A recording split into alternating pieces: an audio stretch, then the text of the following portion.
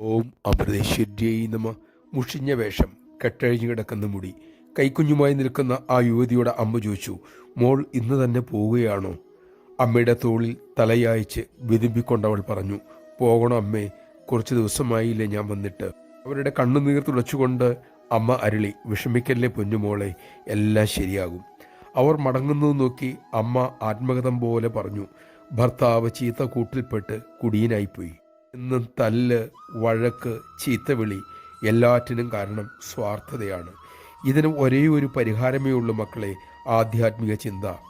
എല്ലാവരും ഒരമ്മയുടെ മക്കളാണെന്ന ചിന്ത അപ്പോൾ വളരും. അപ്പോൾ കാരുണ്യമുണ്ടാകും. എൻ്റെ സുഖം മാത്രം നോക്കുമ്പോഴാണ് മക്കളെ ദുഃഖ ദുരിതങ്ങൾ ഉണ്ടാവുക, വേട്ടയാടുക. നമഃശിവായ. ഈ മഹത്തായ പാഠം പരിശീലിപ്പിക്കുവാനാണ് അമ്മ നമ്മളെയൊക്കെ സേവയിൽ ഏർപ്പെടുത്തുന്നത്. സേവയിലൂടെ അമ്മയുടെ സന്ദേശം പ്രചരിപ്പിക്കാൻ നമുക്ക് സാധിക്കട്ടെ.